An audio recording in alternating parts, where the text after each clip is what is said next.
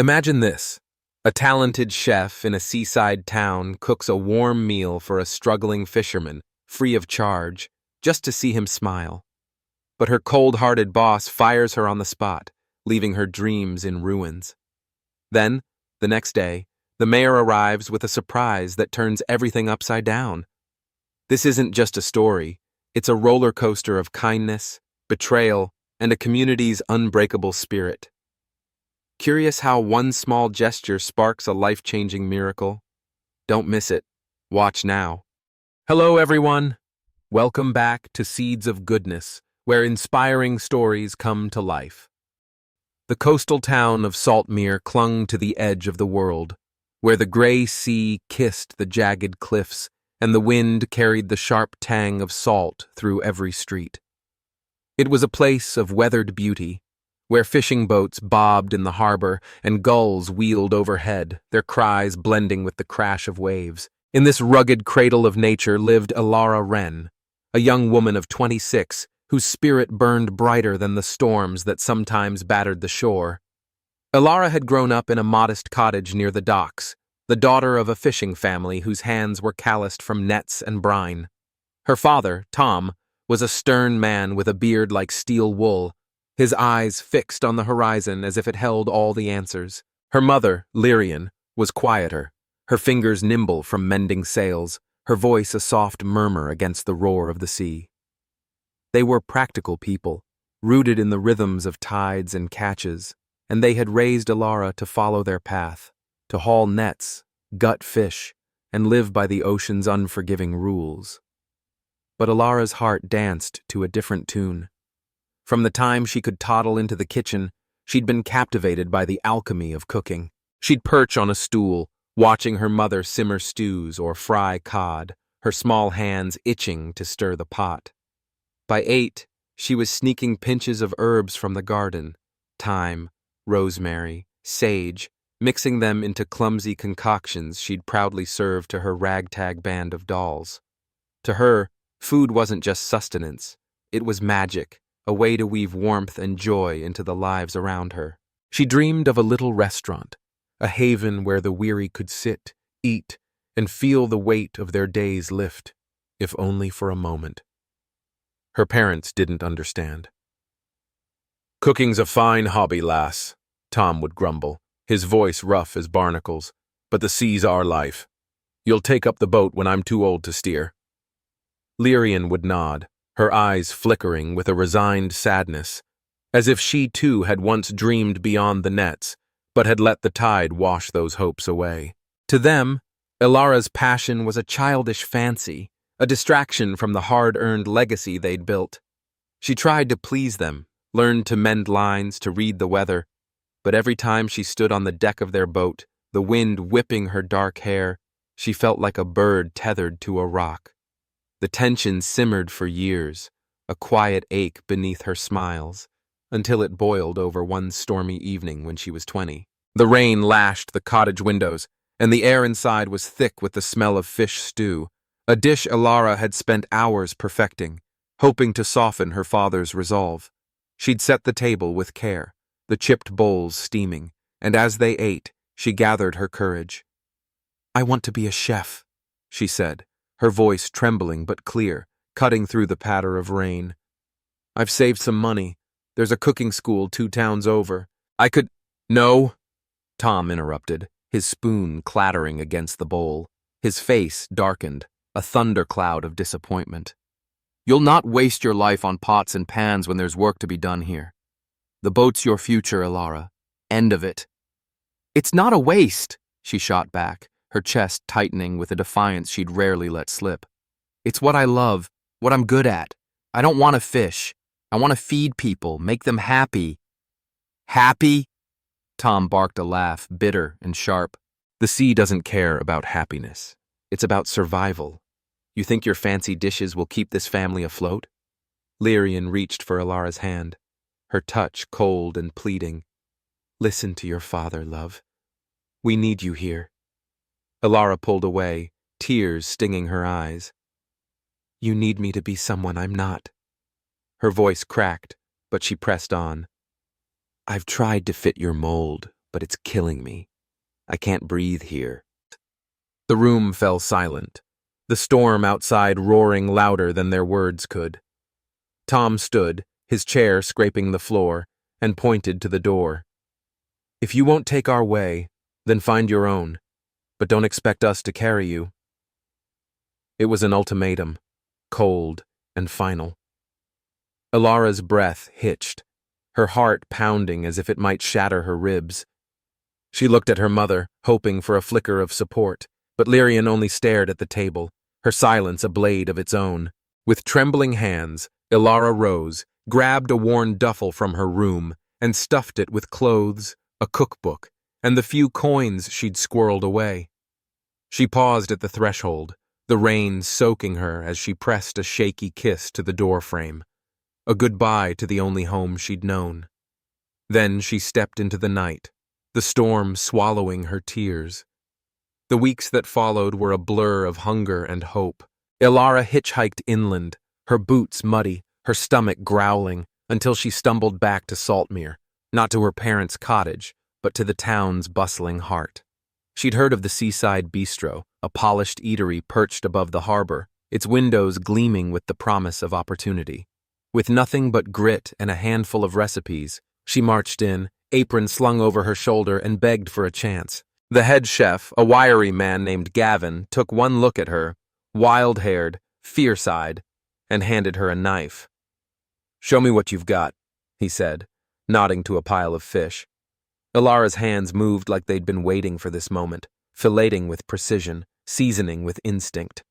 By the end of the day, Gavin clapped her on the back. "You're hired, kid. Don't make me regret it." For 6 years, Ilara poured her soul into that kitchen. She rose from prep cook to line chef. Her dishes, rich chowders, herb-crusted cod, warm bread with honey butter, drawing crowds from Saltmere and beyond. The townsfolk didn't just come for the food, they came for her. She remembered their names, their quirks. Old Man Harrow liked his tea unsweetened. Little Calla loved extra carrots in her soup. She'd lean over the counter, trading laughs or lending an ear, her presence a balm to their weathered lives. The bistro became her anchor, a place where she could breathe, even if it wasn't truly hers. But the bistro belonged to Madeline Stone, a woman in her late 40s, whose heart seemed forged from the same iron as the cliffs. Madeline had built the place from nothing, clawing her way up with a shrewd mind and a ruthless hand. To her, every plate was $1, every customer a transaction. "We're not here to coddle," she'd snap, her voice slicing through the kitchen's hum. "We're here to profit." Ilara, with her gentle warmth, often felt like a flame flickering in Madeline's gale, but she kept her head down, her dream of a restaurant with her name on the sign, buried deep where it couldn't be snuffed out.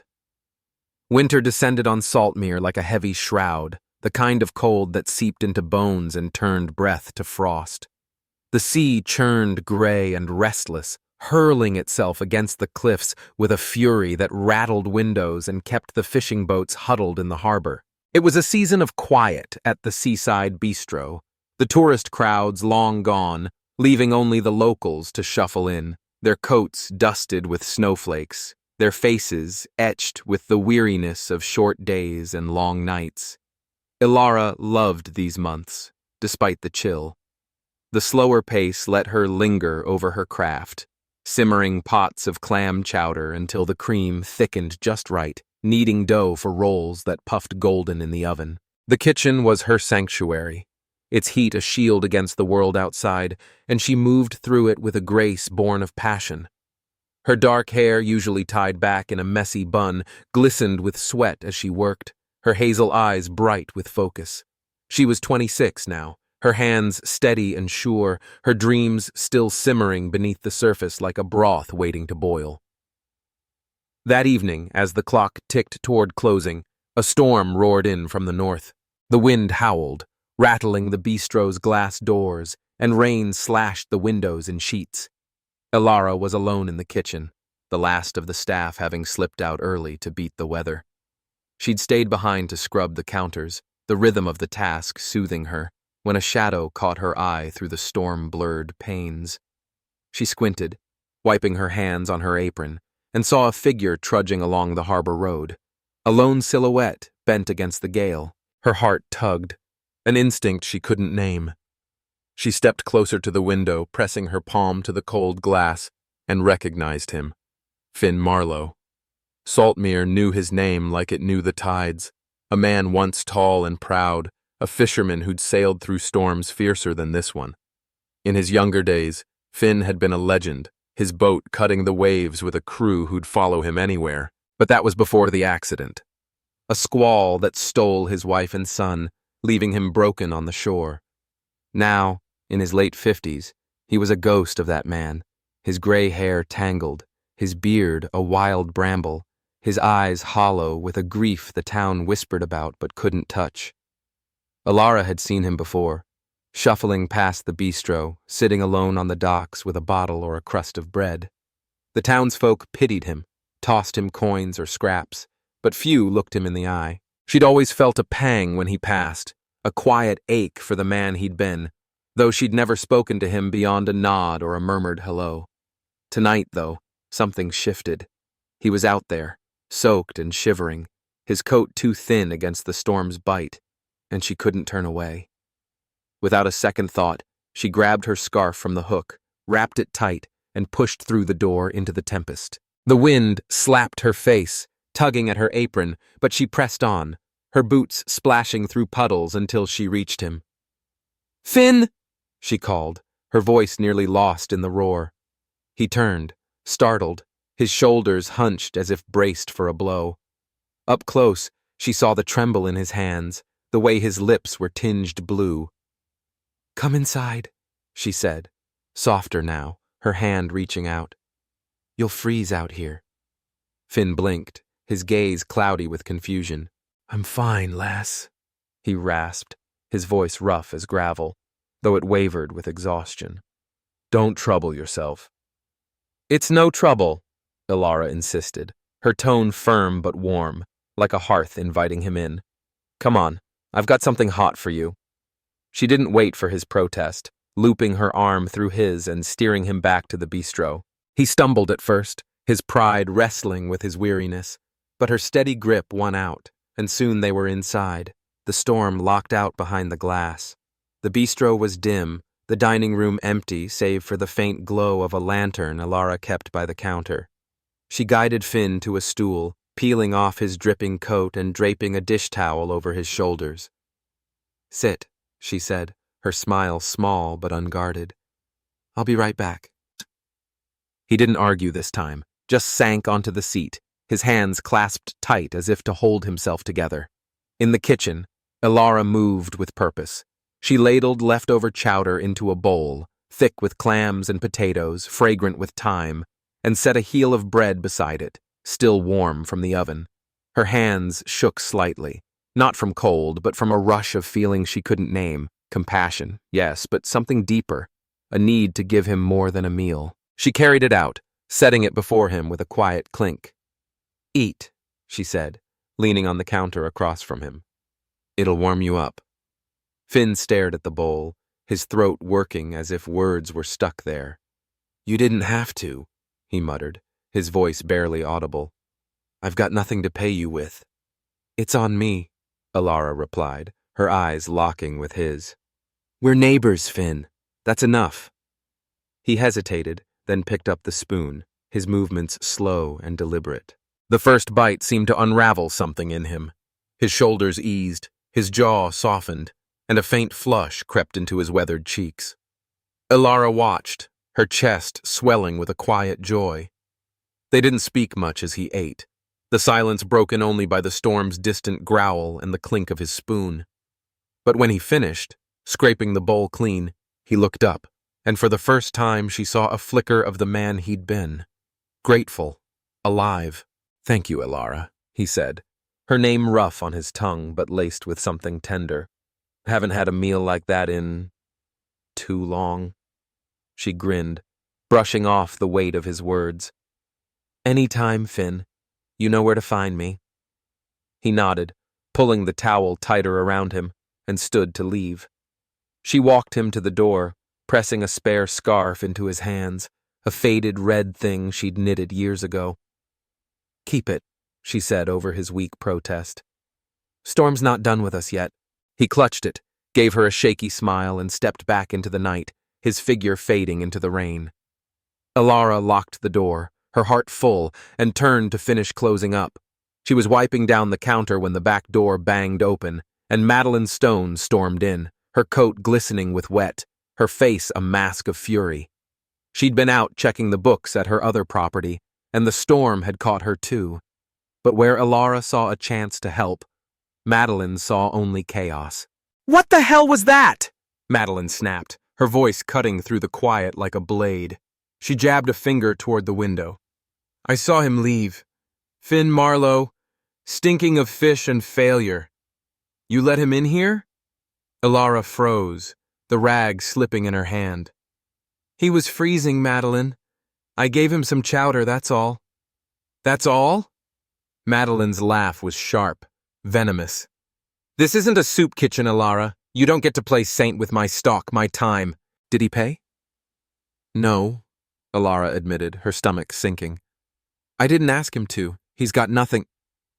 "Then you've got nothing here either," Madeline cut in, her eyes narrowing to slits. "You're done. Fired. Pack your things and get out." The words hit like a punch, stealing Alara's breath.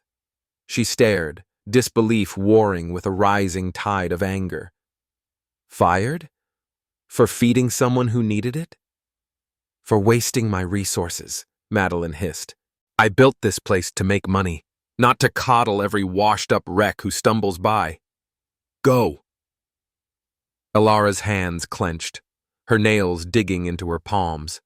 She wanted to shout, to hurl every ounce of her hurt at this woman who saw people as numbers, but her voice caught, trapped by the weight of it all. Instead, she turned, grabbed her coat and bag, and walked out into the storm without a word. The rain stung her face, mixing with the tears she couldn't hold back, but beneath the ache, a ember glowed. She wouldn't let this break her. Outside, the wind carried her story away, into the night, into Saltmere's waiting ears. Tuy đây là phần tiếp theo của câu chuyện The Flame of Alara. Tiếp nối to Part 2.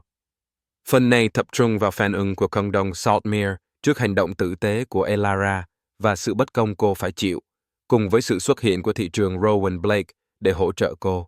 Tôi tiếp tục mô tả chi tiết tình huống và cảm xúc của các nhân vật để làm nổi bật ý nghĩa của câu chuyện. The storm raged on through the night, its fury unabated, but by morning, Saltmere awoke to a brittle calm. The sky hung low and gray, the sea a restless murmur against the cliffs, and the streets glistened with the aftermath, puddles reflecting a world turned upside down. Alara Wren trudged home through the damp chill, her boots heavy with mud, her coat still dripping from the rain that had chased her from the seaside bistro. Her breath clouded in the air, each exhale a shaky release of the hurt that coiled in her chest. Fired. The word echoed in her mind, sharp and cold, a blade she couldn't dodge. She'd walked nearly a mile from the harbor to her tiny attic room above the cobbler's shop, a space she'd rented since leaving her parents' cottage 6 years ago. It was small, a slanted ceiling, a single window fogged with salt, a bed piled with quilts. But it was hers, a refuge carved from her own stubborn will. She dropped her bag by the door, peeled off her sodden coat, and sank onto the bed, her hands trembling as she pressed them to her face. The tears came then, hot and silent, spilling over the dam she'd built in Madeline's presence. She wasn't crying for the job, she could find another kitchen, but for the sting of being punished for something she'd believed was right. Alara replayed the night in her mind, Finn's shivering frame, the warmth of the chowder in his hands, the flicker of life in his eyes. She'd given him a moment of comfort, a shred of dignity, and Madeline had torn it all away, not just from Finn, but from her. The injustice burned, a quiet fire beneath her grief. She curled into the quilts, exhaustion pulling her under, and as she drifted into a fitful sleep, she clung to a fragile hope. This wouldn't be the end of her dream. Unbeknownst to her, the The storm had carried more than rain through Saltmere. It had carried her story. Finn Marlowe hadn't gone far after leaving the bistro. His steps, steadier than they'd been in months, took him toward the docks. The red scarf Ilara had pressed into his hands wound tight around his neck. The warmth of her kindness lingered, a balm against the cold, but it was laced with a gnawing guilt. He'd seen the fury in Madeline's eyes through the window as he'd slipped away, heard the raised voices. He knew what his presence had cost her, and it weighed on him like an anchor. He was hunched on a bench by the harbor, the dawn barely breaking, when a voice cut through the fog. "Finn? You all right, mate?" It was Tessa Marrow, a fishmonger in her early 40s, her apron stained with scales, her brown curls tucked under a wool cap. She'd known Finn since his glory days, when he'd haul in catches that fed half the town. Now, she saw the slump in his shoulders, the storm still clinging to his damp clothes, and her brow creased with worry. Finn lifted his head, his hazel eyes clouded but sharper than they'd been in years. "Not all right, Tessa," he said, his voice rough and breaking. "Ilara, she fed me last night, gave me this." He touched the scarf, his fingers lingering. "And that stone woman fired her for it, kicked her out into the storm." Tessa's hand flew to her mouth, a gasp escaping. "Fired her? For feeding you? You're pulling my leg." "Wish I were," Finn muttered, his gaze dropping to the cracked boards beneath his feet. "She's too good, Tessa. Too good for what I've done to her." "Nonsense!" came another voice, gruff and low. Jory Calder, a wiry man with hands scarred from years of hauling traps, stepped up beside Tessa, his jaw tight. He'd overheard, his sharp ears catching the tremor in Finn's tone. "Ilara's the heart of that place. Madeline's lost her bloody mind." Finn tried to explain, his words stumbling over the memory. Ilara's gentle insistence, the meal that had warmed his bones, Madeline's venomous dismissal. Before he could finish, others drifted closer, drawn by the raw edge in his voice. A dock worker with a limp, a widow clutching her shawl, a boy with a fishing pole. They gathered, their faces shifting from curiosity to disbelief, then to a simmering anger. "She fired Ilara for that?" the widow whispered, her voice trembling. "That's not right." The spark caught. Saltmere was a small town, its people bound by shared struggles and the sea's unyielding grip. News didn't trickle here. It surged, a wave crashing from mouth to mouth. By mid-morning, the story had spread from the docks to the market, from the bakery to the weathered benches outside the tavern. "Ilara fed Finn out of her own heart," one said. "And Madeline tossed her out like trash," another spat. Clusters formed in the streets, their voices rising with indignation, their breath fogging the air as they spoke her name. "She's why I go to the bistro," Tessa told a knot of women by her stall, her hands chopping fish with fierce precision. "Her food's got soul. Makes you feel seen. Madeline's a fool to let her go." Jory nodded, his voice carrying to the men unloading crates. "That chowder of hers kept my wife going when she was sick last winter. Ilara didn't charge me extra for the seconds. Who does that?" The widow, Mara, clutched her shawl tighter, her eyes glistening. "She asked after my boy. Gone 3 years now. No one else bothers. And for this, she's out." The outrage grew, a wildfire fed by love and loyalty. Ilara didn't know it yet, cocooned in her attic as she was, but Saltmere was rallying around her, their whispers turning to shouts. Finn sat silent now, his guilt easing under the tide of their anger, not at him, but for her. He'd unwittingly lit the match, and the town was ready to burn for her sake. By noon, the clamor reached Rowan Blake, Saltmere's mayor. A man of 52 with silver threading his dark hair, Rowan was a steady presence, his calm demeanor a lighthouse in the town's storms. He'd been in his office, a cramped room above the town hall, when Tessa burst in, her cheeks flushed, her words tumbling out. "You've got to do something, Rowan. Ilara's been sacked for helping Finn. Madeline's gone too far this time." Rowan leaned back in his chair, his gray eyes narrowing as he listened. He knew Alara. Everyone did. She'd catered the town's harvest festival 2 years back. Her roasted fish and herb bread a memory still savored.